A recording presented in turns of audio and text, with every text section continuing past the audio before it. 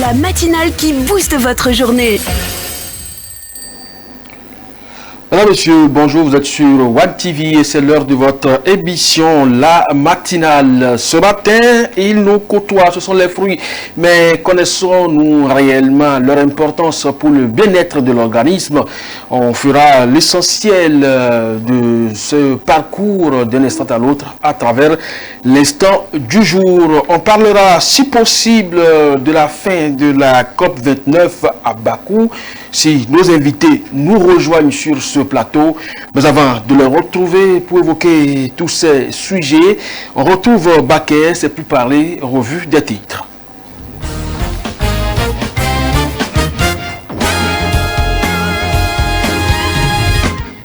Baker, bonjour. Bonjour Amitonou, bonjour à toutes et à tous. La presse a de quoi vous informer, merci de rester avec nous.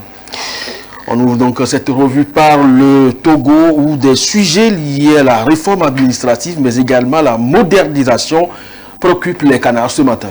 Et c'est Togo Matin qui met en lumière le lancement du timbre électronique par l'Office togolais des recettes OTR. Ce nouvel outil accessible via la plateforme itimbre.ort.tg marque donc une avancée importante dans la digitalisation des services administratifs visant à simplifier et sécuriser les transactions fiscales. Cette initiative s'inscrit dans la continuité des réformes entreprises par l'OTR pour améliorer la gouvernance fiscale. Urbanisme et sécurité foncière, des sujets également rapportés par la presse ce matin. Et c'est le journal Togo Matin qui déplore une épidémie d'effondrement d'immeubles, citant notamment le cas tragique de Gadiagan où une dalle en construction s'est effondrée, causant les pertes humaines et matérielles. La publication appelle donc à des actions urgentes pour renforcer les règles de construction et éviter de nouveaux drames. Cette problématique met en évidence des failles dont le respect des normes de sécurité et la régulation du secteur de l'immobilier au Togo. En parallèle, La Lanterne, le journal questionne sur l'avenir des réserves occupées avec un délai butoir fixé à 1 an pour résoudre ces cas. Le même journal critique la léthargie donc de l'opposition togolaise après ces résultats décevants aux dernières législatives, marquant une faiblesse dans le paysage politique. Alors, on parle budget 2025, une préoccupation majeure à quelques jours de la fin de l'année. Et c'est l'économiste du Togo qui revient sur le projet de budget de l'État pour 2025 estimé à 2394,2 milliards de francs CFA, reflétant une augmentation significative par rapport à l'année précédente. Ce budget met en avant des priorités en matière d'éducation, de santé et d'infrastructure. On parle sport avec l'avenir de Nibombe Daré à la tête des éperviers. Le sort est souligné selon la presse. Et le triangle des enjeux titre après les soubresauts et les coups d'épée dont la mare d'arrêt reste. Le journal consacre une large part à l'avenir des éperviers. L'équipe nationale de football, malgré les critiques et les turbulences internes, d'arrêt reste en poste, mais le journal souligne que certains médias jouent un rôle de déstabilisateur. Cette situation illustre les tensions persistantes autour de la gestion du football togolais. Direction la Côte d'Ivoire où la presse largement revenue ce matin sur la présidentielle à venir. Et la prorogation de l'opération de révision de la liste électorale fait la une de la nouvelle alliance, le journal qui interpelle les autorités à écouter le cri du cœur des Ivoiriens. Par ailleurs, ce journal met en lumière les inquiétudes du président Prao Yao face aux violences électorales qui, selon lui, pourraient nuire à la stabilité du pays. Dont la même veine, Quotidien d'Abidjan dénonce une gestion politique marquée par la corruption, le détournement et l'impunité sous le régime actuel, allant jusqu'à déclarer que la Côte d'Ivoire est au bout du gouffre. Le journal appelle à un retour de Laurent Gbagbo pour redresser la situation. Il alerte également sur la situation sociopolitique, qualifiant de la dérive sectaire et clanique du RHDP, les agissements de Alassane Ouattara et son clan. Les performances économiques justement d'Alassane Ouattara ne font pas l'unanimité. Et si le patriote vante les prouesses économiques et la vision du président, saluée notamment lors de la 12e édition du CGCI Académie. D'autres voix se montrent plus critiques. Nouvelle Alliance évoque un bilan économique inquiétant dressé par un économiste qualifiant la gestion du régime de calamiteuse. Alors la sécurité économique et également les questions de l'arnaque, des sujets que la presse ivoirienne n'a pas occultés ce matin. Un autre sujet préoccupant est celui des arnaques liées aux crypto-monnaies. Le sursaut révèle que des individus mal intentionnés auraient infiltré le ministère des Finances, une situation qui a poussé le ministre Adam Coulibaly à réagir publiquement. Et sur le plan politique, les tensions continuent au sein de l'opposition. Le sursaut rapporte un affrontement politique à Gagnois où Charles Blé Goudé semble défier Laurent Gbagbo, son ancien allié. Par ailleurs, le patriote célèbre donc le ralliement des militants des partis de l'opposition FPI, PPACI, PDCI ou RHDP, une dynamique saluée par Gilbert Kofana Koné. Macky Sall, lui, n'est plus président de la République du Sénégal, mais il alimente davantage la une des journaux, mais de façon plus ou moins honorifique, corruption bien mal acquis. Et c'est Walf Quotidien qui pointe du doigt une traque au bien mal acquis en Occident qui menace directement le clan Macky Sall, intitulé Avis de tempête sur le clan Macky. Cette enquête explore les soupçons pesant sur certains membres du cercle présidentiel, renforçant ainsi les critiques déjà exprimées à l'encontre de la gestion du pouvoir par le président Sall. Dans sa chronique, Ibrahima Anne souligne que le président Sall joue et perd. Une réflexion sur les revers politiques récents. On parle de l'économie avec le secteur extractif qui a du vent en poupe dans le pays. Et c'est le Sud Quotidien qui révèle que le Sénégal perd jusqu'à 95 milliards de francs CFA chaque année en raison de fausses facturations commerciales dont le secteur minier. Un scandale fiscal qui montre l'ampleur des défaillances dont la régulation. De son côté, l'AIS met l'accent sur un aspect inquiétant de l'exploitation artisanale de l'or qui contribue au financement du terrorisme et du crime organisé, un problème de sécurité majeur pour le pays et la sous-région. Et pendant ce temps, le pays s'organise au plan politique et institutionnel. Et nous restons toujours avec l'AS qui soulève donc la question du statut du chef de l'opposition, un sujet récurrent au Sénégal, indiquant qu'il est l'heure de trancher. Ce dossier qui reste sous son dénouement reflète les tensions entre les partis politiques et le besoin de clarifier les rôles institutionnels dans la démocratie sénégalaise. En parallèle, l'AS, le même journal, aborde la redistribution des fonds de la commission électorale locale, dénonçant une délocalisation des budgets à Rufisque, privant cette localité des centaines de millions de francs CFA. Mémoire historique et relations franco-sénégalaises, des sujets pêle-mêle abordés par les canards. Et voilà, c'est l'enquête qui revient sur le massacre de Thiaroye, un événement tragique de 1944, autant pour moi, où des tirailleurs sénégalais ont été tués par l'armée française. L'article intitulé « Enquête de vérité » met en lumière les revendications de la justice et de mémoire apportées par des historiens tels Carmel Mbahan et Ibrahima Tiouba. Ces derniers dénoncent une version incomplète de l'histoire, tout en appelant à une réécriture des relations entre la France et le Sénégal. Les cicatrices de ce passé colonial continuent d'alimenter les débats sur la souveraineté et l'identité nationale sénégalaise. Oui, c'est toujours les vainqueurs qui écrivent et illustrent les belles pages de l'histoire. Alors, merci donc à vous, Baké, pour cette revue. On retrouve maintenant l'instant du jour. Les fruits sont tout autour de nous, mais est-ce que nous les exploitons véritablement et surtout pour le bien de notre organisme? Mesdames, Messieurs, découvrez l'essentiel à travers cet instant.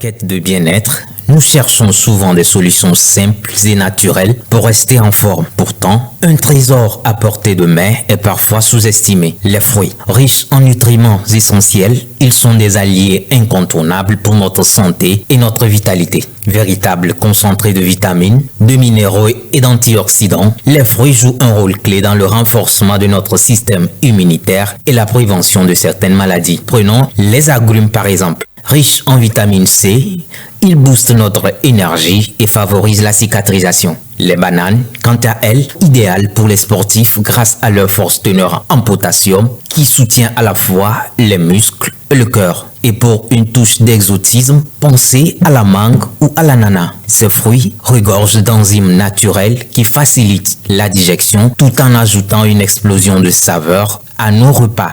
Manger sainement.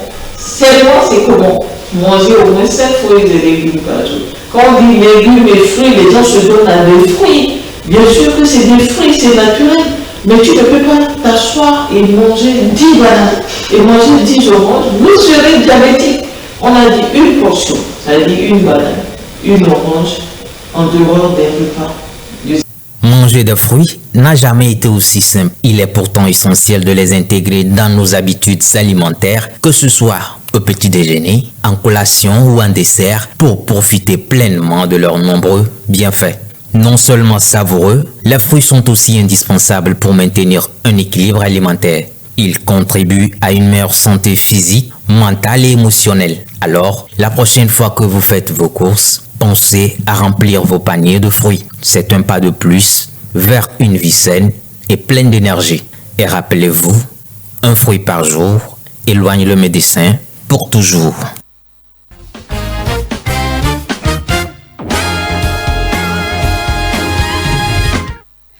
Eh bien, nous allons parler coopérative agricole aujourd'hui. Eh bien, du moins pour les dernières informations, elles renaissent de leur cendre. Dans le secteur agricole, elles constituent un levier essentiel pour porter les politiques agricoles du gouvernement. Mais où sont-elles logées? Que font-elles concrètement en ces lieux? Quels sont leurs besoins? Comment les rendre vraiment compétitives et relever les défis du développement durable? Togo et bien agriculture, enjeux, défis des coopératives. C'est le thème de cette causerie et ce matin. Pour en parler, deux acteurs de ce monde plus ou moins agricole. Certains s'y intéressent, mais d'autres véritablement entrés. Alors, Adeledi Bachirou Kwame, bonjour. Bonjour, monsieur Hamilton.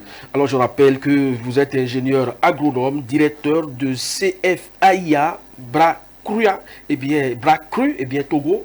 Vous aurez donc le temps de nous définir tout ça et véritablement à quoi ça retourne cette structure. Docteur Mafogu Dodji Moïse, bonjour. Bonjour.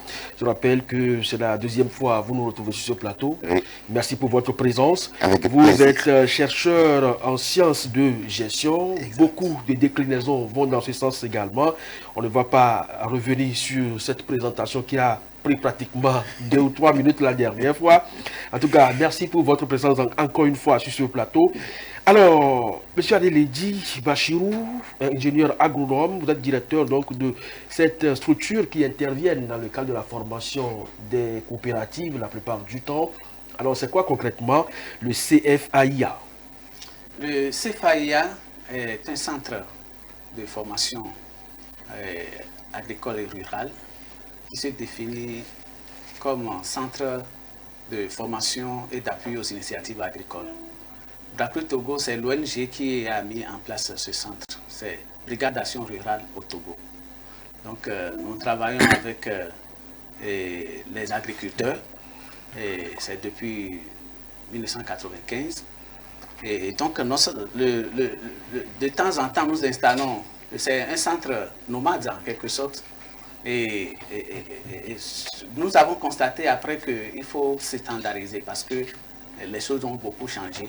Et c'est ça qui a fait que nous sommes logés maintenant à Abobo, à Bobo-Lugui, où nous avons notre domaine sur lequel... C'est à combien de kilomètres de Lomé? C'est environ une quarantaine de kilomètres de Lomé. Merci donc pour votre déplacement et tout ce que vous faites dans le secteur agricole.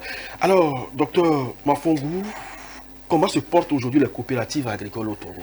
Vous qui avez récemment effectué une descente sur le terrain, histoire de s'approprier les questions essentielles donc liées à ce monde pour votre thèse. Alors, merci beaucoup à vous pour l'invitation. Alors, la question sollicite une réponse mitigée. On va dire que nous sommes en face d'une forme d'entreprise, d'une forme d'organisation étant embryonnaire, avec quelques difficultés, mais avec beaucoup d'envie d'aller loin. Par exemple, l'échantillon que nous avons étudié lors de notre recherche doctorale, nous avons rencontré des coopératives âgées de moins de 2 ans, et puis des coopératives transformées dont l'initiative première est âgée de près de 40 ans. Donc, vous voyez, entre ces deux bornes, on va dire qu'on a fait du chemin. Mais on a aussi senti qu'il y a une appétence à cette forme organisationnelle. Donc, on peut dire qu'au Togo, on a un élan positif de constitution des acteurs agricoles sur la question de la coopérative agricole, mais les défis et les enjeux sont de taille. On va donc revenir parce que c'est le clou d'ailleurs de cette discussion. Monsieur Adeledi, vous étiez nomade, aujourd'hui sédentaire en termes de la mise en œuvre des activités de votre ONG. Vous êtes beaucoup plus avec les coopératives. Pour vous, qui êtes au cœur de cette activité, comment elles se portent ces coopératives aujourd'hui au Togo, surtout dans le domaine agricole? Merci beaucoup. Et vous l'avez dit dans votre présentation que les coopératives sont en train de renaître. Et effectivement, c'était des groupements, il y avait beaucoup de groupements. Et c'est après que on a vu que le monde a changé, il faut évoluer vers une entreprise. Donc les coopératives, on a commencé par faire vivre les coopératives qui sont apparues. Et ces coopératives, c'est difficile. Mais je crois qu'ils sont en train de faire des pas pour aller en avant. Alors, on se rappelle que la plupart des pays de la région du Golfe ont traversé des périodes, en ce moment, c'est les périodes, on peut l'appeler révolutionnaires, où il faut se mettre en coopérative pour travailler. Alors, lorsque vous parlez de renaissance, qu'est-ce qu'il y avait eu entre-temps à faire disparaître ces coopératives, selon vous? Parce que depuis 1995, vous êtes sur le terrain. Oui, en fait, les coopératives n'ont pas disparu. C'est ce que j'ai dit, que en fait, c'était des groupements. Et dans notre mentalité, ces coopératives, c'est après qu'on a compris que, en fait, les groupements qu'on avait ne fonctionnaient pas comme des coopératives. Parce que les coopératives ont d'autres formes un autre moyen, une manière de fonctionner. Et donc c'est pourquoi, quand on parle de renaître, on ne peut pas refuser, mais parce qu'elles sont en train d'être transformées, vraiment les groupements, plutôt, ils sont en train de se transformer en coopératives. Exactement. Et maintenant, c'est les coopératives qui sont sur le terrain. Vous les sentez efficaces? Mieux plus organisées en termes de gouvernance que les groupements? Oui et non. Parce qu'il faut des informations, il faut être informé. Pour que les coopérateurs que nous sommes maintenant, nous puissions arriver à mettre la différence entre le fonctionnement d'un groupement et d'une coopérative. Et par rapport au schéma que nous avions en tête, bon, on peut dire qu'elles sont en train d'évoluer. C'est-à-dire, comme ils sont devenus coopératives. Mais par rapport au schéma de coopérative, elles sont difficiles. C'est difficilement qu'elles sont en train d'évoluer. Docteur Mafongou, du terreau pour vous, parce que votre thèse va directement dans ce sens-là. La question de la structuration, de la gouvernance qui se pose sur le terrain. L'ONG Bracru Togo œuvre beaucoup plus dans la formation. On va le demander tout à l'heure. Est-ce que c'est les coopératives qui sollicitent les besoins en formation ou bien c'est eux qui leur proposent ça? Mais en attendant, lorsqu'ils posent le problème de structuration, de formation, d'accès à l'information, est-ce que c'est des réalités auxquelles vous êtes confrontés vraiment? Absolument. Parce que culturellement, notre société, dans le cursus éducatif, n'a pas beaucoup insisté sur la chose de l'entreprise. Donc du coup, même quand on est agriculteur et qu'on est agent économique ou déjà opérateur économique, on n'a pas les rudiments ou du moins la panoplie des outils pour être un bon businessman. L'agriculteur déjà, dans sa mentalité, ne pense pas qu'il est un homme d'affaires. Il travaille déjà peut-être pour son autosuffisance, l'autosuffisance de sa famille, qu'il ait des vivriers pour subvenir à ses besoins, le surplus est vendu ça lui permet d'être socialement stable. C'est généralement ça la mentalité de l'agriculteur africain, au Togo du moins. Or, quand on parle de société coopérative, on est dans du business. Sauf que dans ce business, on a mis une dose d'humanisme. Si je veux le dire, si je veux parler comme un philosophe. Sinon qu'on a demandé à cette forme d'organisation de respecter ces principes. Le principe de la démocratie, c'est-à-dire que vous êtes coopérateur, vous êtes à un même piédestal en termes de pouvoir de décision. Chacun a un droit de veto. Bon, même le droit de veto n'existe pas, mais chacun a un droit de vote. On n'est pas là pour bloquer les choses, mais pour faire avancer. Okay. Contrairement à dans une société pure et dure, c'est l'actionnaire majoritaire qui détient le droit de veto et fait diriger l'entreprise. N'est-ce pas? On a le pouvoir de la démocratie. Le pouvoir démocratique existe et est dévolu à chaque membre. Vous êtes tenu de vous exprimer. Il n'y a pas de plus grand, il n'y a pas de plus fort dans une société coopérative. Il y en a jusqu'à 7. Vers les 6e et 7e, on parle par exemple de la coopération entre membres, mais aussi de la coopération entre plusieurs coopératives. Alors, ce schéma-là oblige les coopératives, même si elles ont des enjeux de performance, d'être un peu tempérées sur l'élément de l'avidité à l'intérêt. C'est ça la particularité de la société coopérative. Mais quand vous parlez en même temps d'opérateurs économiques et ne pas manifester l'avidité à l'intérêt, est-ce qu'il n'y a pas contraste? C'est pourquoi elles sont une forme hybride. C'est pourquoi, justement, comme il l'a dit, le collègue ingénieur, c'est en 2010 que l'OHADA a légiféré sur cette forme. Pour dire que les agriculteurs, par exemple, qui mènent l'activité agricole est une activité économique. Donc celui qui mène une activité économique est un agent économique. Et il est tenu de respecter les principes d'organisation des entreprises. Mais comme il y a une particularité, le législateur a légiféré et a proposé une forme de fonctionnement de ce type d'entreprise. C'est cette difficulté-là qu'évoque le confrère. Avant, nous étions des groupements, nous fonctionnions comme des associations. Vous voyez, aujourd'hui, on nous dit, vous n'êtes pas des groupements, vous êtes des sociétés coopératives, vous devez fonctionner comme des entreprises. Vous devez faire de la comptabilité. Vous devez avoir un plan de développement. Vous devez avoir un plan marketing. Vous devez avoir un plan de communication, etc., etc., etc. Ce qui est nouveau pour l'agriculteur qu'on a aujourd'hui. Alors, quels sont les besoins sur le terrain, M. Adeledi, surtout en termes de formation, d'information? Ok. Ils sont multiples. Hein? Nous allons citer quelques-uns.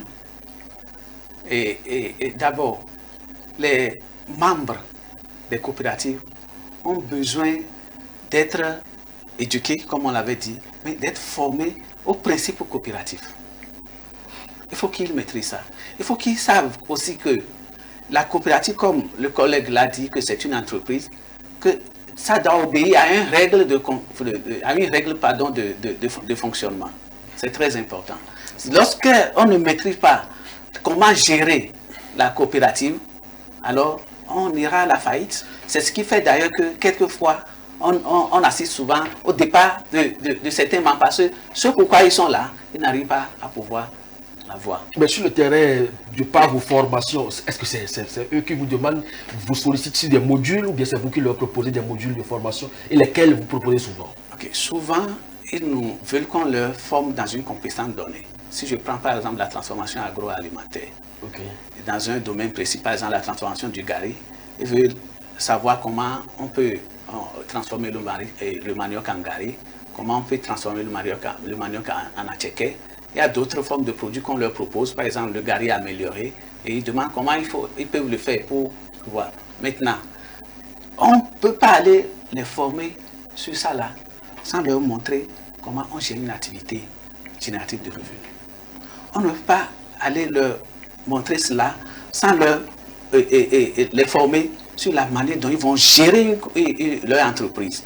Et donc, il y a des modules que nous ajoutons pour leur permettre, après avoir acquis les compétences qu'ils ont souhaitées, pour qu'ils puissent des apports supplémentaires. Pour qu'ils puissent gérer les activités. Est-ce qu'ils sont réceptifs, ces membres-là?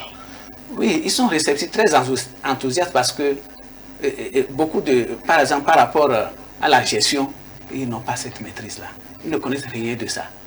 Et les membres ne sont pas impliqués dans la gestion de la coopérative. Et qu'est-ce qui se passe? Parce qu'ils sont, par exemple, les producteurs de manioc, c'est un exemple, et chacun produit à son champ. Ils se mettent en coopérative pour pouvoir avoir plus de productivité et augmenter leurs revenus. Et lorsqu'ils arrivent, chacun pense encore à l'individualité en lui. Et donc c'est comme si ils sont là, mais ils sont absents. Bon, si par exemple, moi j'ai 1 hectare de champ de manioc, oui, et vous avez peut-être 10 lots, et qu'on se mette en coopérative, on transforme la farine, le manioc en farine, le gari, comme on le dit communément, et on va écouler cela sur le marché. Puisque la coopérative suppose, par exemple, suivant les définitions du docteur Mafongou, que nous sommes sur le même pied d'égalité. Donc en termes de rétribution, on va se partager les dividendes au même niveau. Est-ce que humainement c'est possible? Oui, c'est possible. Oui, c'est possible. Et d'abord... Malgré un État, il vous dit l'eau. En fait... Est-ce que vous pensez qu'ils acceptent ça? Est-ce que ce n'est pas ça les sources de division et les départs? Non, c'est pas ça. En fait, alors expliquez-nous. Ok. En fait, quand on vient en coopérative, c'est que nous avons un problème. Celui qui a 1 hectare a un problème. Peut-être le problème d'écoulement. Moi qui ai 10 lots, j'ai un problème d'écoulement. Alors, mais on voit qu'en se mettant ensemble, on aura un appui venant de l'extérieur pour nous indiquer là où il faut écouler. Et peut-être celui qui veut écouler n'a pas besoin d'1 hectare de manioc, il a besoin de plus d'hectares. Et donc, en mettant nos marchandises ensemble, la personne sera satisfaite. C'est la compétition. Et après, chacun prend la part qu'il a apportée. Donc, c'est un pied d'égalité. Si vous apportez 10 000 francs, j'apporte 5 000 francs, et vous voulez, je veux gagner au retour des bénéfices les 10 000 francs que vous avez comme vous. Non, ce n'est pas égalitaire. C'est pourquoi, dans les principes, on parle de là. Mais est-ce que les gens sont réceptifs? Ce message-là, comment vous pensez qu'ils peuvent comprendre ça? Alors non, ce que l'ingénieur a décrit, oui. Brandon Burger, dans le 1995, a appelé ça la coopétition. C'est-à-dire que nous sommes des concurrents, nous avons des points. Nous avons un appétit commun sur le marché, dont nous sommes des concurrents. Mais nous avons des problèmes aussi communs. Nous nous mettons ensemble pour résoudre nos problèmes. Donc nous allons coopérer, collaborer sur une activité, mais en ne perdant pas notre identité d'origine. C'est ça qui est la compétition. Maintenant, si vous avez 5 hectares, l'autre a 1 hectare, et que nous avons trouvé un marché, parce que nous nous sommes mis ensemble pour vendre la production inhérente de ces 6 hectares, naturellement que, en comptabilité, ce qui vous revient, c'est la quote-part de 1 hectare, et ce qui me revient, c'est la quote-part de 5 hectares. Mais si j'étais seul, on n'allait pas avoir le marché. Si celui qui avait 1 hectare était seul, il n'aurait pas vendu. Si celui qui a 5 hectares était seul, il n'aurait pas vendu. Mais en se mettant ensemble, nous avons pu vendre, et donc... Mais docteur, est-ce que humainement, c'est acceptable? Est-ce que vous pensez que le message là passe comme ça? Alors, alors dans la théorie... Cela m'amène à vous poser le problème, le problème auquel les coopératives sont confrontées. Absolument. Vous savez, en tout cas dans la littérature, nous avons beaucoup de solutions. Hein, quand on parle par exemple de la théorie de l'agence, c'est-à-dire la théorie où celui qui détient le pouvoir pense que celui à qui il a confié la gestion peut le dribbler, n'est-ce pas? Donc la théorie de l'agence, entre l'agent et le mandat, on met en place les mécanismes de contrôle de gestion. Ce que nous appelons, on dit contrôle de gestion. C'est un concept aujourd'hui foisonnant. Contrôle de gestion. On met en place des mécanismes d'audit. L'audit, le contrôle de gestion, peut-être dans des grandes entreprises, c'est très sophistiqué, mais dans une coopérative agricole, on peut l'implémenter, mais avec des outils aussi rudimentaires. Et quand on est rassuré qu'on n'est pas dans un jeu de dupes, naturellement ça va marcher. Mais c'est lorsque on n'a pas le mécanisme pour prouver que nous sommes sincères qu'il y a un problème. Donc, la théorie de l'agence. La théorie des coûts de transaction. La théorie des coûts de transaction nous dit que celui qui crée une entreprise, celui qui est aux commandes de l'entreprise, doit ou bien pense à minimiser au maximum les coûts et les charges, de sorte que le bénéfice permette à l'entreprise d'avoir un retour sur investissement. N'est-ce pas? Et donc, les mandants, les coopérateurs, c'est vrai que, je fais une parenthèse, la particularité de la société coopérative, c'est que l'agriculteur qui est le coopérateur, qui est membre de la coopérative, est en même temps producteur,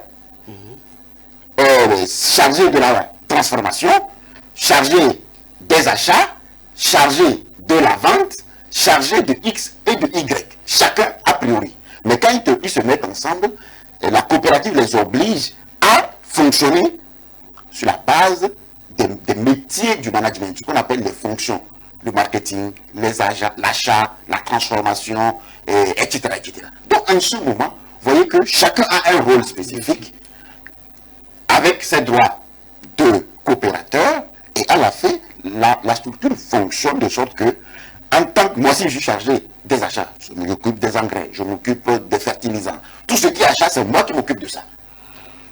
L'autre s'occupe de la vente. Mais quand on fonctionne comme ça, vous voyez un peu qu'au bout du tunnel, les problèmes que vous êtes en train de poser vont se régler naturellement. Ça a priori. Pardon, je peux donner un exemple. Oui. Ouais. Et, par exemple, quelqu'un a 5 hectares, l'autre a 10 hectares. Et il ne peut pas labourer cela à main. Et il faut un tracteur. Mais individuellement, ils n'ont pas de l'argent pour acheter un tracteur. Mais ils ont trouvé quelqu'un, il a dit, ah, si je ne peux pas. Il dit, ah, si on est ensemble, est-ce que si vous êtes ensemble et que vous pouvez avoir une bonne comptabilité, je peux vous aider. Ah, je vous fais un prêt, vous achetez le tracteur, après vous remboursez. Et donc, ils se mettent ensemble, ils achètent le tracteur, et quand chacun a son travail à faire, ils louent le tracteur à la coopérative. Et donc, c'est ça. Donc, individuellement, on ne peut pas arriver à quand on se met en ensemble, ça marche. Mais vous avez évoqué tout à l'heure des départs qu'on note au niveau de ces coopératives. Ça veut dire que forcément, c'est lié à des frustrations. Alors, quelles sont les raisons qui, la plupart du temps, ont été brandies par ces coopératives ou ces groupements qui se constituent aujourd'hui en coopérative pour expliquer les départs de certains membres? Et je l'avais dit au début un peu. En fait, c'est la mauvaise gestion, en fait. C'est la mauvaise gestion. L'un pense que l'autre est en train de le tricher. Parce qu'il n'y a pas une règle claire. Parce que les uns et les autres ne comprennent pas le fonctionnement de la chose. Mais si on ne le triche pas, ils pensent qu'on le triche. Et ils ne savent pas qu'eux-mêmes doivent contrôler exactement ce qu'ils sont en train de faire. Exactement. Et voilà, c'est ce qui... Et donc, ça amène des frustrations. Et à certains, quand ils arrivent, parce qu'ils avaient des idées comme groupement, le fonctionnement. Et quand ils arrivent, ils pensent que les gens des aides vont arriver. Et ils seront là seulement pour utiliser des aides pour... Et quand ils viennent, on leur dit que non, que vous devez investir. Il faut trouver l'argent quelque part pour investir. Alors, pour investir, où est-ce que je vais trouver de l'argent? Ils ne savent pas que c'est une stratégie qui leur permettra de pouvoir aller à ce niveau. Et quelquefois, quand on leur montre la stratégie, ils pensent que c'est trop pour eux, parce qu'ils n'ont pas été éduqués. Voilà, et ça fait que... Il y a des départs. Alors, quels sont aujourd'hui, selon vous, puisque vous êtes sur le terrain tous les jours, en contact de ces groupements devenus aujourd'hui coopératifs, les défis pressants dans ce secteur au Togo? Donc, ces coopératives, d'abord, il faut qu'ils arrivent à sortir de leur schéma de pensée. L'idée d'aide, il faut qu'ils arrivent à savoir que c'est une entreprise. Donc il faut relever ce défi-là. Donc ne pas attendre les partenaires au développement ou l'État pour les subventionner. Non. Exactement. C'est un des problèmes. L'autre, c'est de ne pas penser que lorsqu'on est en coopérative, prioritairement, c'est ce que je fais individuellement. Non, non. Il faut savoir qu'il faut... Parce qu'une entreprise, quand vous ne travaillez pas, ça ne va pas évoluer. Et donc, il faut qu'ils arrivent à se surpasser et travailler en équipe. Voilà, c'est les deux grands points, c'est-à-dire la gestion la compréhension de la manière de fonctionner et surtout le travail en équipe. Parce que si on a ces cultures-là, je pense qu'avec la compréhension, tout peut se régler. Alors, Dr Bafogou, 2 défis principaux énumérés donc par M. Adeledi, est-ce que vous pensez que ça suffit? Oui, moi je vais aller un peu au-delà. Les défis qu'on... Donc, vous pensez que les 2 sont essentiels aujourd'hui? C'est très essentiel. Quand on a un regard microéconomique, c'est-à-dire centré sur l'individu acteur de la coopérative. Mais après, pour que ça fonctionne, il faut que l'environnement macro fonctionne aussi. Il faudrait renforcer la professionnalisation des métiers de l'agriculture. Aujourd'hui, pendant longtemps, le régulateur, je parlais de l'appareil public, a suffisamment investi dans la culture des rentes. En tout cas, jusqu'aux années 90, les efforts qu'on mettait au niveau du secteur public, c'était de permettre au pays d'exporter. N'est-ce pas? Alors, la culture vivrière n'est pas négligée non plus. Mais il faudrait la renforcer et la capacité. De sorte que les coopératives, qu'elles soient sur des cultures de rente pour l'exportation ou des cultures vivrières, donc culture vivrière pour la production locale et la consommation nationale, puissent trouver l'activité agricole alléchante. Si on le fait, la perception du métier de l'agriculture comme étant parce que je n'ai rien à faire, je tiens la daba ou je tiens la roue, puisse sortir de la tête des gens. Et en ce moment, on va avoir des gens comme vous, en cravate, avec un diplôme de master, de doctorat, aller prendre un tracteur pour labourer parce que l'agriculture est devenue un secteur attractif. Deuxième défi que je vais proposer, après la professionnalisation des filières et le branding du métier de l'agriculture, c'est de trouver une réponse à la question foncière. Parce que les agriculteurs, pour la plupart, se retrouvent avec des petites portions. Si on fait de l'agriculture, surtout l'agriculture de production, sur des petites portions, notre agriculture ne décollera pas. Et lorsque la question foncière est résolue, sera résolue, on aura une réponse, là, et que le maillon de la production donc est apaisé, tous les autres maillons vont bénéficier des externalités positives. Parce que c'est le maillon moteur. Le foncier. Le foncier. Ceux qui, là où on laboure, Ouais. là, ce maillon, la production, là, c'est le maillon prépondérant. Avant ce maillon, il y a le maillon des prestataires de services. Ceux qui font le labour, ceux qui apportent de ce qu'est les semences, les produits phytosanitaires, les engrais, n'est-ce pas? C'est un maillon en amont de ce maillon. Il y a ceux qui tournent la terre, mettent la graine, ou la bouture, ça monte, on récolte. Quand on a récolté, il faut stocker. Il faut aussi que l'appareil de stockage soit redynamisé. On n'a pas d'espace de stockage sur l'étendue du territoire. Ce qui fait que beaucoup de productions pourrissent. La mangue, par exemple. N'est-ce pas? On a des coopératives, on peut mettre en place des coopératives pour gérer la mangue. Mais la mangue est pourrie au Togo. La tomate, on n'en produit pas beaucoup, ça vient d'autres pays. Et le peu qu'on a, des fois, quand vous allez à Sigamé, on en jette. Parce qu'on n'a pas de structure pour stocker la tomate. Quand on a fini de stocker et qu'on veut réexploiter, il faut transformer. Il a dit, on forme les coopératives à la base, à la petite transformation. La petite transformation, ça permet de régler 2 repas par jour, amener l'enfant au cours primaire. Mais quand l'enfant doit aller au lycée technique ou au lycée scientifique, où il faut payer peut-être 1 million par an, la petite production de gari ne pourra pas permettre à l'agriculteur de subvenir à ce besoin. Il faudrait qu'il aille à l'échelle. Donc il faut passer de la transformation artisanale à l'industrialisation. C'est vrai, petit à petit, mais avec les machines pour aller. Quand on a résolu le problème de la transformation, donc de l'industrialisation, on va voir maintenant les enjeux d'exportation à l'international. Aujourd'hui, on a un pays qui est un outil, une belle vitrine pour le pays. Je parle de la plateforme industrielle d'Adetikopé, qui sert donc de tampon comme une zone industrielle, de sorte que tout ce qui est transformation et produits d'exportation puisse passer et sortir du pays, qui est une aubaine pour le pays. Donc je pense que si on arrive à régler cela, et nos ministères peuvent le faire, les acteurs du secteur associatif qui accompagnent le monde agricole peuvent le faire, en y mettant un peu toutes nos théories que nous proposons, qui existent, qui ont été conçues pour les entreprises, pas que pour les entreprises en Occident ou en Amérique ou en Asie, mais aussi pour nos petites entreprises en Afrique.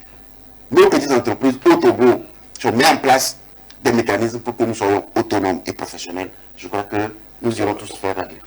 Alors, sur le terrain, M. Adeledi, pour le constat que vous avez fait, les questions foncières, vous pensez qu'elles se posent aujourd'hui au monde agricole? C'est le premier problème. Ah oui? Oui, c'est le premier problème. Quand nous formons même nos apprenants, avant de les former même, on leur demande s'ils ont une portion de terre. Une portion de terre. Et s'ils en ont, la superficie ici. C'est très important, ça dépend. Parce qu'ils veulent s'installer comme des entrepreneurs. Et s'ils veulent être entrepreneurs, il faut que, pour l'agriculture, il faut que l'espace soit un peu... Au moins, si c'est petit, parce qu'ils sont des petits agriculteurs, au moins qu'ils aient entre 4 et 5 hectares. Et la plupart du temps, ils en ont difficilement. Mais le Togo a beaucoup de centres de formation aujourd'hui, aussi bien publics que privés, plus d'une soixantaine pratiquement. Alors, qu'est-ce qui se passe concrètement? Faut-il arrêter la formation d'abord? Exploiter la main-d'œuvre qui est là, opérationnelle, ou bien continuer la formation? Qu'est-ce qui va se passer? Si on arrêtait la formation, je pense que dans quelques années, on n'aura plus, parce que ceux qui sont là, quand ils vont vieillir, et puis il n'y aura plus de personnes à exploiter. Et ce que nous pensons, c'est qu'on doit continuer la formation. La formation, ce n'est pas terminé. Il parlait de la professionnalisation. En fait, les coopératives existent. Ils veulent travailler. Mais qui les bloque? La mentalité. Oui, c'est qu'ils ne maîtrisent pas vraiment les itinéraires. Et quand on leur apprend cela, s'ils veulent vraiment produire, il faut qu'ils soient équipés. Alors que l'équipement, c'est pas facile à avoir. Et donc, ils sont obligés, ou bien les membres, ou bien les coopératives, sont obligés de continuer avec l'artisanat. Mais quand vous écoutez le docteur Mafongou tout à l'heure, oui, vous avez comme l'impression que même si aujourd'hui au Togo on dit qu'il n'y a pas d'emploi, c'est une aberration parce que si on doit rentrer dans toute cette déclinaison, c'est que tout le monde peut aller au champ et il va toujours en manquer parce que depuis déjà l'idée de conception, il y a les concepteurs qui sont là, qui remettent donc aux ingénieurs qui peuvent faire le travail, les acteurs s'y mettent, on produit, et puis ceux qui vont transformer sont là, ceux qui vont stocker sont là, ceux qui vont faire le marketing autour de ces produits sont là, et ceux qui vont maintenant les mettre sur le marché et pour l'écoulement sont là. Donc tout le monde pouvait avoir sa place dans le secteur agricole. Alors, en principe, les questions d'acquisition de matériel, de machines pour travailler devraient plus se poser parce qu'on sait qu'il y aura rentabilité à la fin. Oui, c'est vrai. Il va y avoir rentabilité. Mais comme nous le disons, quand il n'y a pas une professionnalisation, vous pouvez mettre à la disposition des coopératives et tous les atouts qu'il faut. Parce qu'ils n'ont pas la maîtrise du maniement de ces équipements. Et c'est ça. Donc, il faut une éducation. Il faut la formation, c'est très important. Et je pense que pour ce qui concerne la formation, l'État est en train de faire beaucoup de choses. Et par exemple, FNEPP, oui, il forme, il finance pour former les coopératives afin que ces membres-là maîtrisent les techniques et les itinéraires. Et AMIFA aussi, on en a discuté. Et AMIFA aussi qui est en train d'œuvrer pour que sur toutes les chaînes de valeur, pour donner aux coopératives les moyens qu'il faut pour qu'elles fonctionnent. Il faut un peu de temps parce que... 64 ans après les indépendants, il faut toujours du temps. Oui. Pourquoi j'ai dit cela? Tout à l'heure, je discutais avec quelqu'un et il me disait que, bon, parce que la personne suivait des cours en ligne, il a vu que même les enfants, au Canada par exemple, connaissent ce qu'on appelle plan stratégique. Plan stratégique. Mais, et si même il y a certaines universités qui ne connaissent pas ce qu'on appelle plan stratégique. Donc, depuis la base, il faut éduquer, il faut former. Et c'est ça qui nous a manqué.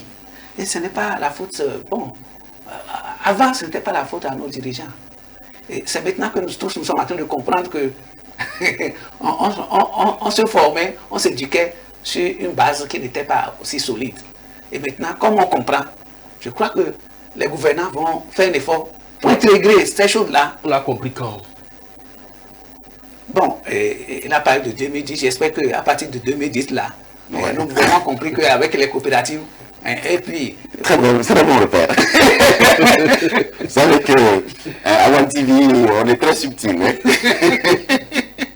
Alors aujourd'hui, Dr Mafogou, la réalité est là, la professionnalisation et puis la question foncière. Monsieur Adeledi aussi a reconnu que c'est essentiel pour démarrer toute chose parce que si vous n'avez pas la terre, vous avez beau avoir les meilleures techniques, les meilleurs outils, ça ne va pas décoller. Est-ce que vous pensez aujourd'hui que l'État a un rôle à jouer dans ce sens-là?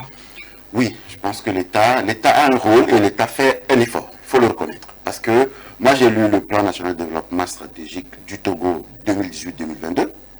Covid est arrivé un peu autour de 2019-2020. On a révisé ce plan avec la feuille de route. Bon, la feuille de route est beaucoup plus synthétique, beaucoup plus adressée à des secteurs prioritaires. Et quand on consulte, la place de l'agriculture a sa place. Mais maintenant, il y a ce qui est réfléchi au plus haut niveau de l'État, la réalité et ce qui est fait. Il y a la réalité et puis ce qui est fait. Donc, ce que nous pensons, c'est qu'on contrôle et on renforce d'abord ce qui est fait, pour coïncider ce qui est fait avec la réalité. Nous avons beaucoup de centres de formation. On a la grande université, la grande école des ingénieurs agronomes à l'Université de Lomé, qui sort tous les produits chaque an. Et c'est des gens très bien formés. La question qu'il faut se poser, ils sont adressés à quel marché? Parce qu'ils sont ingénieurs, mais pas que. C'est des ingénieurs socio-économistes. C'est des ingénieurs spécialisés, par exemple, dans l'agriculture, des ingénieurs spécialisés dans la production pourriture vivrière, la production de rente. Ils ont beaucoup de spécialités. Mais quand ils sortent, que deviennent-ils? Comment on fait pour les retenir? Pour qu'on ait de la matière humaine, du capital humain de bonne qualité pour tirer la machine vers le haut. On a l'INFA de Tové qui forme des cadres intermédiaires en quantité. Ces gens, quand ils sortent, que deviennent-ils? D'abord, quand ils sont recrutés, est-ce qu'ils sont recrutés avec un plan de carrière? Est-ce qu'ils sont recrutés pour être des agriculteurs ou bien des conseillers d'agriculteurs? On peut clarifier ça pour en faire deux voies. Ceux qui vont faire l'entreprise agricole, là, on les connaît, on les suit, on les forme. On leur parle de la stratégie, on leur parle de la comptabilité, on leur parle de la guerre économique, on leur parle de la compétition, etc. etc. De sorte que quand ils finissent après 3 ou 5 ans, ils sont sur le marché, ils deviennent des acteurs qui portent des fruits. Et ceux qui vont accompagner, on les forme aussi. On a aujourd'hui les IFAD. Les IFAD. Est-ce que vous êtes au courant? Est-ce que mon cousin qui est à 50C est au courant? Est-ce que à Sokodé, les gens sont au courant des IFAD? Ils forment en quoi? Pourquoi? Et pour qui? Ils sortent en quelle quantité? Ça, c'est le rôle de l'État, d'être beaucoup plus avenant, encadré, de sorte que quand nous sortons, nous sommes utiles pour la société. Voilà. Et puis maintenant, il y a monsieur tout le monde qui n'est pas allé à l'université, qui n'est pas allé à IFAD, qui n'est pas allé à Palimé pour faire IFAD de Tové, mais qui a dans son ADN l'envie et les gènes d'être un homme d'affaires agricole. Est-ce qu'il y a des mécanismes pour l'accompagner? Parce qu'aujourd'hui, l'agriculture est toujours perçue comme un secteur très risqué au niveau de l'appareil de financement. Que ce soit la microfinance, que ce soit la mésofinance, que ce soit la banque commerciale classique, les banquiers, les hommes du financement ne comprennent pas encore l'état d'esprit de l'agriculteur togolais. Donc, ils ne financent pas très bien. Ils financent, mais ils ne financent pas très bien.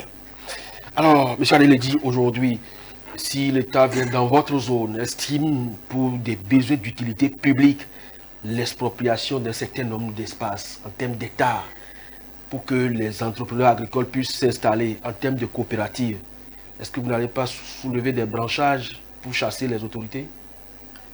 Bon, chasser, je ne dirais pas, mais on peut s'y opposer. Parce que ceux qui sont dans la zone, est-ce que ceux qui vont faire va leur profiter? Ceux qui se sont fait former dans la zone et qui voudraient s'installer, est-ce qu'en expropriant les gens, est-ce qu'eux aussi vont bénéficier de ça? Mais si c'est pour une société quelconque qui vient faire de l'argent sur la terre, d'où les gens tiraient leurs revenus, leur nourriture quotidienne, au lieu de faire en sorte que eux aussi deviennent des entrepreneurs, alors c'est pas chassé, mais les gens vont s'y opposer.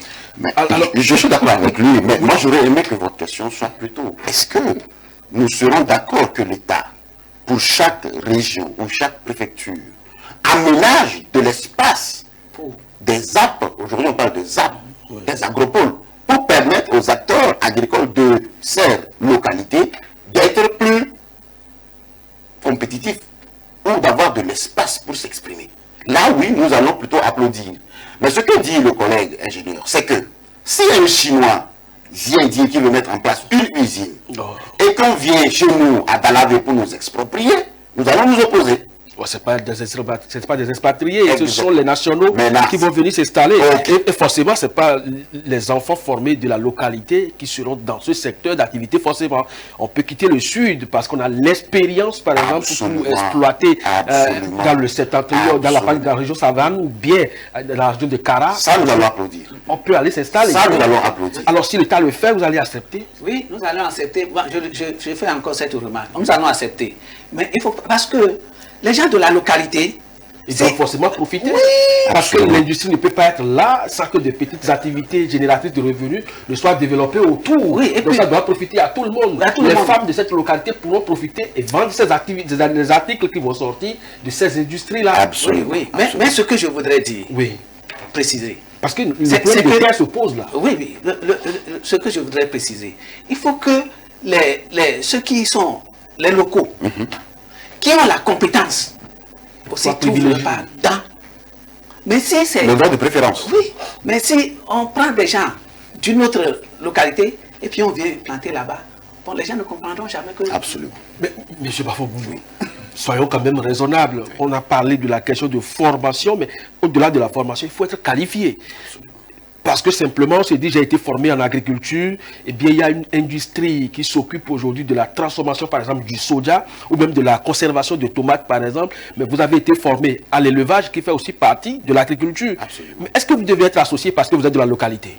Non, je crois qu'il faut savoir quand même raison garder. Okay? Moi, je comprends l'insistance de M. l'ingénieur pour dire que quand on a un projet structurant, comme l'emblavement de terre, il faudrait tenir compte peut-être du droit un droit préférentiel. Je ne suis pas expert en droit, mais je pense que quand l'État veut exproprier, par exemple, l'État discute avec le propriétaire. C'est une négociation. J'ai besoin de tel espace pour telle activité. Je vais dégager tel nombre de personnes. Voici les sinistrés. Je dédommage ou j'indemnise. Ça, c'est le premier niveau. Le second niveau, l'infrastructure qui est mise en place, qui est par exemple la zone aménagée, les autochtones peuvent négocier avec l'État pour dire nous souhaiterions avoir un droit de préférence. Si c'est du maraîcher par exemple, nous souhaiterions aussi qu'on nous aide à être de bons maraîchers. Je crois que c'est faisable et l'État dans son pouvoir régalien peut accompagner. Mais la question que vous posez, si par exemple sur cet espace-là, on va mettre une usine d'élevage, et que moi je suis spécialiste de la production de maïs, écoutez, c'est un projet. Le débat, on ne peut pas se comprendre. Donc je pense que on va rester dans le cadre du juste et de l'équité dans les projets structurants. Et je pense qu'aujourd'hui l'État a une intelligence qu'il fait bien. Nous voyons un peu le projet de PIA à Retikopé. Et on a exproprié, on a implanté là, c'est pratiquement 2000 ou 3 ou 4000 hectares, hein, si je n'ai pas les chiffres exacts, mais j'ai entendu une fois 4000 hectares, mais au moins c'est 2000 qui sont mis en place, la plateforme est installée, mais quand vous êtes là-bas à 17 h, vous voyez les milliers de personnes qui sortent de là, comme ouvriers, comme travailleurs, vous êtes contents, c'est de la main-d'œuvre. C'est de ça qu'on parle, ça dit qu'on puisse recruter des gens pour travailler dans des structures où l'État a mis des projets structurants. On peut le faire. Mais si on revient à notre problématique fondamentale, est-ce que si l'État veut résoudre le problème de l'accès à la terre pour la production et met en place des mécanismes d'aménagement des espaces, est-ce que nous, population, nous allons accepter? Nous allons accepter, oui, mais nous allons aussi poser des doléances. Pardon. Oui. Je donne l'exemple de la ZAP de Diagblé. Oui. si par exemple, après on amène des gens d'ailleurs, parce qu'on dit que c'est eux qui ont la compétence, on vient les installer là-bas, ça va poser tout problème. Oui. Et donc, ils ont demandé aux locaux s'ils veulent, s'ils ont la compétence. Et des gens qui ont la compétence se sont proposés. Nous avons même certains de nos étudiants qui sont sur la ZAP là-bas, qui sont de la zone. Est-ce que vous voyez? Donc ça profite à ceux qui sont dans la zone. Ça, les gens vont applaudir, comme on l'avait dit. Mais le problème qui se pose à ce niveau, c'est qu'ils ne peuvent pas développer leur riziculture tout au long de l'année. La maîtrise de l'eau. C'est un autre problème. Parce qu'il y a l'espace, Maintenant, mais c'est seulement en saison pluvieuse que les gens peuvent. Vous voyez? Donc, c'est comme si les gens sont sous-exploités, la terre est sous-exploitée. Et donc, la productivité qu'on veut augmenter, ça ne viendra pas. L'augmentation de revenus qu'on veut faire, la coopérative qui s'installe là, ne peut pas se développer en tant qu'entreprise. C'est ça. Mais la question de l'eau, est-ce que ça doit continuer par se poser aujourd'hui? Depuis 2010, au moins, si on fait ce marquage, on a compris. L'eau est maîtrisable quand on y met de l'argent. Au Togo, il faut mettre beaucoup de CFA. Mais si on n'a pas de CFA, il faut trouver le moyen d'en prendre un euro ou un dollar. Il faut investir. Mais le contraste, c'est que dans quelques jours, heureusement que l'ANAMET a prédit, mais ça ne s'est pas encore réalisé en septembre, mais voilà, alors nous sommes submergés. Et puis quelques mois après, on nous dit qu'on est incapable de produire des cultures de contre-saison. Dans la même pays, dans la même région, dans le même pays, ça pose problème, non? Alors, peut-être je vais m'adresser beaucoup plus à la force publique, parce que l'eau, comme je le disais, l'eau a besoin de beaucoup d'argent pour être maîtrisée. L'eau existe en abondance. Pour la boire, il faut investir beaucoup. Pour l'exploiter dans l'agriculture, il faut investir beaucoup. Pour l'exploiter en troisième lieu dans l'industrie, parce que l'industrie aussi consomme beaucoup d'eau, il faut investir beaucoup. Donc, il faudrait que dans les programmes structurants de l'État, on puisse voir clair sur la question de la maîtrise de l'eau sur toute l'étendue du territoire, parce que nous n'avons pas le même comportement de l'eau sur l'étendue du territoire. On a des espaces escabés, on a des espaces boueux, des espaces sablonneux, des espaces rocailleux. Il faut aménager des étangs, des retenues, de la canalisation et le vendre à la population. Je dis bien le vendre, parce que l'eau ça coûte cher. Après, il faut le vendre. Selon les experts aujourd'hui, nous sommes en train de boire à crédit même. Absolument. Donc l'eau va finir et puis on ne va pas en disposer. Alors, M. Adel, pour conclure, en 30 secondes, qu'est-ce qu'on retient pour les défis auxquels aujourd'hui les coopératives sont confrontées? Par rapport aux défis, bon, on l'a dit, pour conclure, il faut que les coopératives soient professionnalisées. Et donc, dans cette professionnalisation, on voit déjà tout ce qui entoure le fonctionnement d'une coopérative et d'une entreprise. Et il faut aussi que l'État accompagne. L'État en fait beaucoup, mais il peut en faire plus. Parce qu'il ne suffit pas qu'on sache que tel groupe est une coopérative, qu'on leur donne ceci et cela, et puis on s'en va, et puis des mois après, des années après, on revient pour voir ce qu'ils... Non, il faut les suivre, régulièrement au quotidien. Et pour qu'ils puissent développer leurs compétences et arriver au niveau où l'État veut. Bon, je ne vais plus vous donner la parole parce que vous avez longuement parlé, vous avez suffisamment également détaillé. Sinon, je dirais aux municipalités, aux communes du Togo de prendre leurs responsabilités. Chaque commune, on en a 117, chaque commune peut décider de faire un champion ou des champions agricoles. S'ils s'y mettent dans leur plan de développement communaux ou de municipalité, ils peuvent faire des champions agricoles et en ce moment, on va commencer par tirer mieux l'appareil. Merci beaucoup. Et tout ça aussi, c'est incitatif parce que lorsque vous avez quelqu'un qui a réussi en la matière, eh bien, ça sert d'exemple à tout le monde. Merci donc à vous, Dr Mafogou Dodji Moïse, vous êtes chercheur en sciences de gestion. Merci également à vous, ingénieur agronome Adelodji Bachirou Kouabi, pour vos éclairages sur ce sujet. Défi donc à relever pour les coopératives afin que chacun puisse mieux se sentir. Vous étiez sur One TV et c'était votre matinale. C'est terminé. Rendez-vous demain. Et puis on souhaite au passage bonne fête pour ceux qui croient à la science des morts, parce que demain, 1er novembre, oblige, c'est donc là Toussaint. Merci de nous avoir suivis. Merci. À très bientôt. À très bientôt. Le One Morning.